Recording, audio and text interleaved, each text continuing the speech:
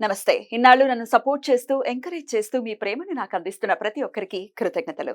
అలాగే ఈ వీడియో కూడా ఖచ్చితంగా మీకు ఉపయోగపడుతుంది. లైక్, షేర్ అండ్ సబ్స్క్రైబ్ చేసి మీ సపోర్ట్‌ని నాకు అందించండి. అలాగే ఈ వీడియో పట్ల మీకున్న అభిప్రాయాన్ని కామెంట్ సెక్షన్‌లో కామెంట్ చేసి తెలియజేయండి. ఇప్పుడు వీడియోని చూద్దాం.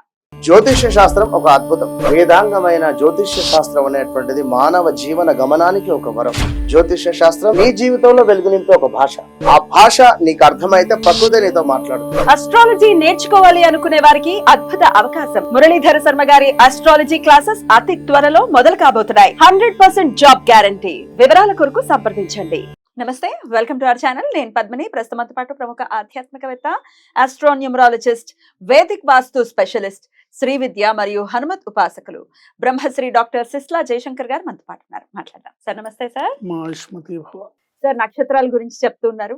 నక్షత్ర తత్వం ఎలా ఉంటుంది అనేది అంటే వాటి పాదాల వారీగా కూడా చెప్తున్నారు. డెఫినెట్ గా పాదాలకి ఇంత వేరియేషన్ ఉంటుందా అనేది ఫర్ ది ఫస్ట్ టైం తెలుసుకోవడం జరుగుతుంది. శతభిషం వరకు మాట్లాడుకున్నాము. ఇక పూర్వభద్ర నక్షత్ర జాతకులు ఎలా ఉంటారు పాదాల వారీగా, అలాగే ఏం చేసుకోవాల్సి ఉంటుంది లైఫ్ లాంగ్?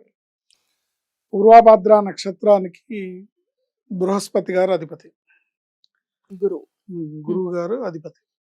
సో ఆయన అధిపతిగా ఉన్న ఈ నక్షత్రంలో జన్మించిన వాళ్ళు కామన్ లక్షణాలు ఏంటంటే స్త్రీలోలుడు, గురు నక్షత్రం అయ్యుండి బహు ప్రయాణములుండును, జర్నీస్ ఎక్కువ చేస్తుంటారు, భోగవంతుడు, మంచి లగ్జరియస్ లైఫ్ని కోరుకుంటారు, లగ్జరియస్ లైఫ్ని లీడ్ చేస్తుంటారు.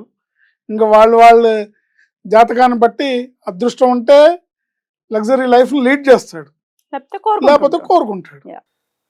రాజమూలధనము నుండును అంటే గవర్నమెంట్ జాబ్స్, గవర్నమెంట్ డబ్బులు, గవర్నమెంట్ టీఏడిఎల్తో ట్రిప్స్ ఇలాంటివి ఉంటాయి. క్షుద్రుడు అంటే నెగటివ్ మెంటాలిటీ. క్షుద్రం హృదయ దౌర్బల్యం. సుందరాకాండలో వాల్మీకి అంటాడు క్షుద్రం హృదయ దౌర్బల్యం అని. నెగిటివ్ గా ఆలోచించడం అనేది హృదయ దౌర్బల్యం. క్షుద్రుడు స్వామిదే నక్షత్రం, ఆయన చెప్పాడు క్షుద్రం హృదయ దౌర్బల్యం అని. నిజమే కదా. ఈ నక్షత్రం స్వామిదే. పూర్వభద్ర అయితే ఆయన అవతార పురుషుడు కాబట్టి ఆయన మంచి లక్షణాలు ఉన్నాయి. బట్ ఈ నక్షత్రంలో పుట్టే వాళ్ళకి ఈ లక్షణాలు ఉంటాయని ఆయన ముందే చెప్పారు. క్షుద్రం హృదయ దౌర్బల్యం అని. సో స్వకర్మ నిరతుడు అంటే తన పనులు తను చేసుకొని తన పనుల మీద ఇంపార్టెన్స్ పెట్టేవాడు, తన పనులకే ఇంపార్టెన్స్ ఇచ్చేవాడు. చిరంజీవి, ఫీలింగ్స్ ఉండవు, ఎదుటివారు ఏమనుకుంటారో అని ఆలోచిస్తారు. ప్రతిభ ఉన్నప్పటికీ కుంభచంద్రుని వలన రాణింపు ఉండదు. రాణింపు ఉండదు. స్వయంకృతాపరాధాలు అధికం. ఇవి కామన్ లక్షణాలు. దీంట్లో మళ్ళీ మహర్షుల వారు ఒకటో పాదాన్ని జన్మించిన వారికి ఏమిచ్చాడంటే మత గురువు. అంటే వాళ్ళ ట్రెడిషన్ని ఎక్కువగా మాట్లాడుతుంటాడు. మేము ఇలా చేస్తాం, మా ఆచారం ఇది, మా పద్ధతి ఇది. మత గురువు. భార్యను గాఢంగా ప్రేమించును. వెరీ గుడ్, మంచి క్వాలిటీ. సుఖి, ఎదుటివారు ఏమనుకుంటారో అని ఆలోచిస్తారు. బాగా సుఖాన్ని పొందుతాడు, సుఖాన్ని కోరుకుంటాడు. తను చేసే పనులు చూసి ఎదుటివారు ఏమనుకుంటారో అని కూడా ఆలోచిస్తుంటాడు. కొన్ని రిస్ట్రిక్ట్ చేసుకుంటూ ఉంటాడు, ఏమో వాళ్ళు ఏమనుకుంటారు అని. రెండో పాదాన త్వరగా అధైర్యపడుట, మత విషయ విద్వాంసుడు, దురదృష్టాలు దోబూచులాడుతూ ఉంటుంది వీళ్ళతో. సో కొన్నాళ్ళు బాగుంటుంది, కొన్నాళ్ళు బాగుండదు, కొన్నాళ్ళు మంచిగా ఉంటుంది, కొన్నాళ్ళు కష్టాలు, కొన్నాళ్ళు సుఖాలు, ఇలా దోబూచులాట ఉంటుంది. మత విషయ విద్వాంసుడు అంటే ఈ ప్రీచర్స్ అనుకోండి, లేకపోతే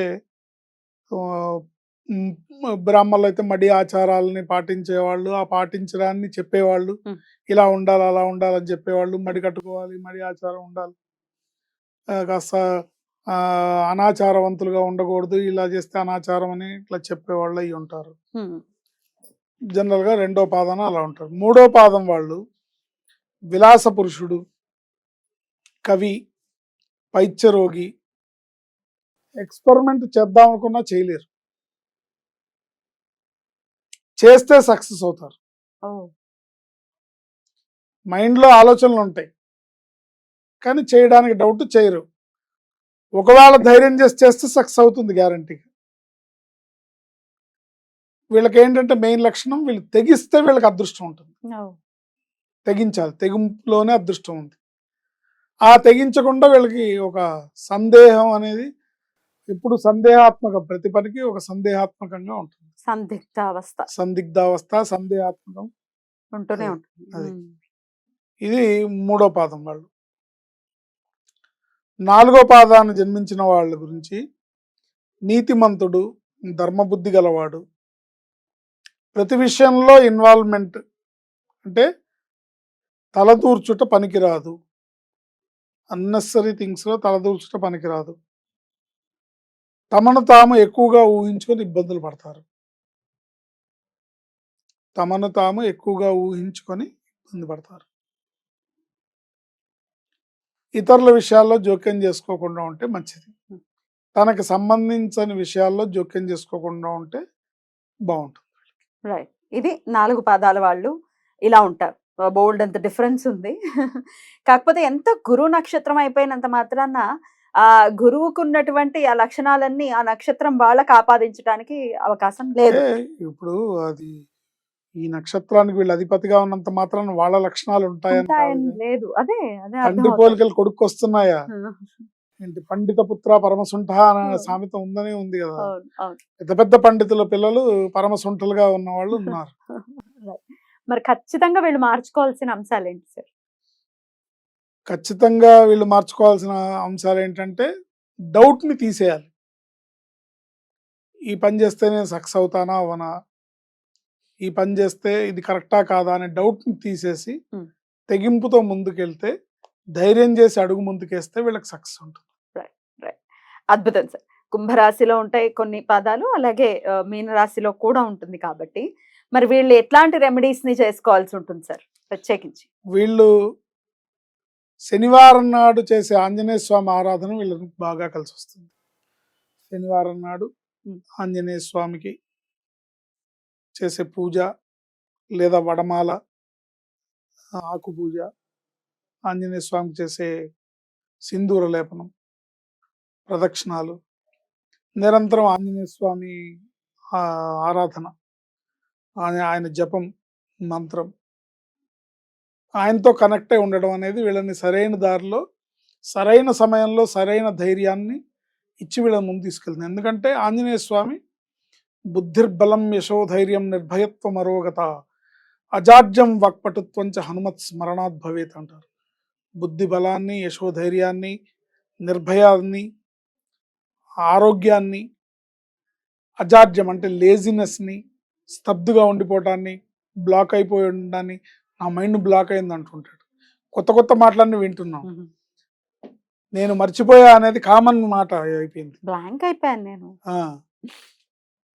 వాక్పటుత్వంచ హనుమత్ స్మరణాత్ భవేత్. హనుమంతుడు ఆరాధన ప్రత్యేకించేస్తే మంచిది. Right, beautiful sir. చాలా అద్భుతంగా వివరించారు. ఖచ్చితంగా హనుమంతుడి అనుగ్రహాన్ని పరిపూర్ణంగా వీళ్ళు పొందాలని మనస్ఫూర్తిగా కోరుకుంటూ, ఇక నెక్స్ట్ ఎపిసోడ్ లో ఉత్తరాభాద్ర నక్షత్రం గురించి